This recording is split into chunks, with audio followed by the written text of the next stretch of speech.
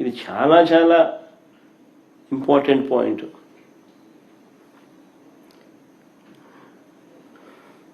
నిజంగా ఇప్పటికే చంద్రబాబు నాయుడు గారు తన స్కాముల కోసం అమరావతి మీద చంద్రబాబు నాయుడు గారు అప్పులు తెచ్చి అమరావతి పేరిట స్కాములు చేస్తూ చంద్రబాబు నాయుడు గారు కుమ్మరించడం వల్ల దాని ప్రభావం ఇప్పటికే రాష్ట్రం మీద కనిపిస్తూ ఉంది. ఇప్పటికే మీరు గమనిస్తే రాష్ట్రంలో నాడు నేడు పనులు ఆగిపోయాయి. స్కూళ్ళు హాస్పిటళ్ళు పట్టించుకునే నాతులు లేడు.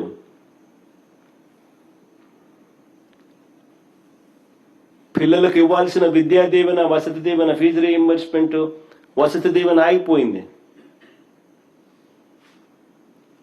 ఈ సంవత్సరంతో కలిపితే 10,000 కోట్ల రూపాయలు అవసరమైతే బడ్జెట్లో పెట్టింది 2,600 కోట్లు బకాయిలతో కలిపి. ఆరోగ్యశ్రీ ఆగిపోయింది ఇప్పటికే. ఈరోజు పేపర్లో ఏకంగా బోర్డు తిప్పేసినారు రాష్ట్ర ప్రభుత్వం మీద నిరసన తెలుపుతూ. నెట్వర్క్ హాస్పిటల్ పేదవాడికి ఉచితంగా వైద్యం చేసే కార్యక్రమానికి ఫుల్ స్టాప్ పెడుతూ స్ట్రైక్ కాల్ ఇచ్చినారు. వ్యవసాయం పూర్తిగా దెబ్బతినింది.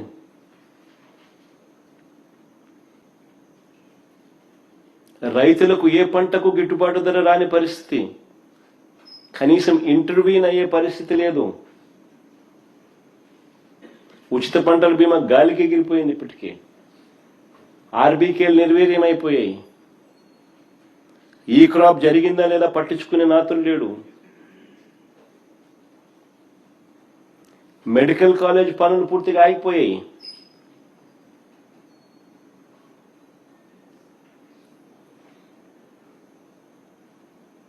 $5,000 కోట్లు ఖర్చు అయ్యేది.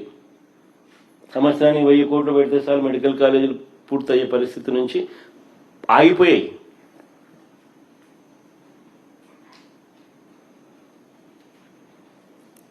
మా పథకాలన్నీ, మా ప్రభుత్వ హయాంలో ఉన్న పథకాలన్నీ ఇప్పటికే రద్దయిపోయాయి. రాష్ట్రానికి అవసరమయ్యే ఇలాంటి ఎన్నెన్నో కార్యక్రమాలన్నీ కూడా ఆగిపోయాయి. చివరకు చంద్రబాబు ఇచ్చిన సూపర్ 6, సూపర్ 7 హామీలకు కూడా మోసాలుగా మిగిలిపోయాయి. ఇక చంద్రబాబు 1,00,000 ఎకరాల అమరావతికి 2,00,000 కోట్లు ఎప్పుడు పెట్టగలుగుతాడు?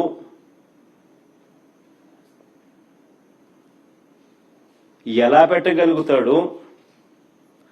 ప్రజలకు ప్రభుత్వం తప్పనిసరిగా బాధ్యతాయుతంగా చేయాల్సిన మంచి ఎప్పుడు జరుగుతుంది? ఎలా జరుగుతుంది? ఉద్యోగస్తులకు 36,000 కోట్లు బకాయిలు ఇప్పటికే.